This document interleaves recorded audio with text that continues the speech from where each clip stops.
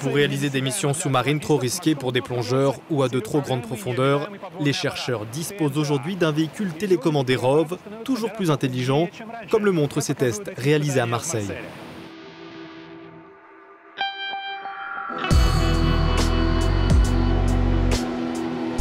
Le navire de recherche Janus II transporte un bijou de technologie. Une plateforme robotique résistante à la pression est reliée au bateau par un très long câble. Un dispositif souvent utilisé pour observer les fonds marins ou manipuler des objets qui s'y trouvent. C'est extrêmement difficile pour les hommes de plonger à de très grandes profondeurs. Quand on veut aller à plus de 700 mètres, c'est quasiment impossible et on a besoin d'un robot. C'est dans des conditions comme celle-là que nous utilisons les ROV pour des opérations à grande profondeur. Ce ROV, testé dans le cadre d'un projet de recherche européen appelé DEX-ROV, est équipé de 2 caméras qui, comme la vue humaine, offrent une vision stéréoscopique et de bras sophistiqués qui se terminent par 3 doigts. Il est plus agile que les robots classiques qui n'en ont que 2. Il y a de la marge de progression pour pouvoir avoir de meilleure dextérité pour prendre des objets.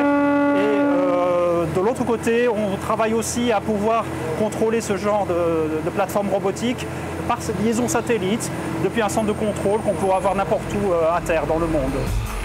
Ce guidage depuis la Terre serait une avancée car jusqu'à présent, tous les robots sous-marins doivent être pilotés depuis des bateaux.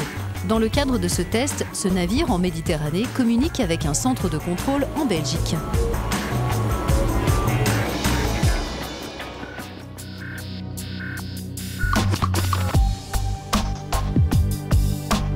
En raison d'un délai dans les communications, guider le robot en temps réel est impossible. Ces ingénieurs réalisent donc des tâches dans une simulation en réalité virtuelle qui sera ensuite envoyée au ROV pour qu'ils les reproduisent dans les fonds marins.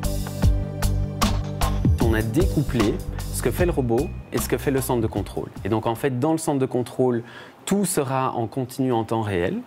Puis on va utiliser un module intelligent qui va regarder ce qu'on est en train de faire au centre de contrôle, envoyer cette information au robot et automatiquement, il effectuera ses tâches de par lui-même sans avoir besoin de notre guidance continue.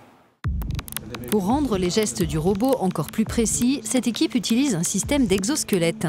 Il permet à l'opérateur de percevoir le retour de force et le poids et la résistance des objets manipulés dans la simulation. On va contrôler un mannequin comme celui-ci en réalité virtuelle, qui va réaliser une tâche.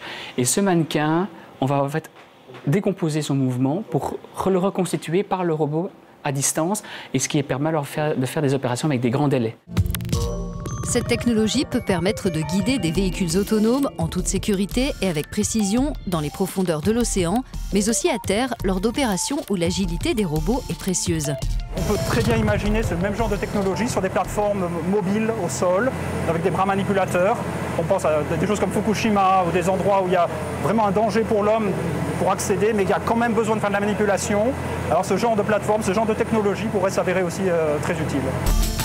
Dans l'immédiat, les chercheurs vont tester les différents éléments qui composent leur système de ROV avant un essai global en Méditerranée à 1300 mètres de profondeur.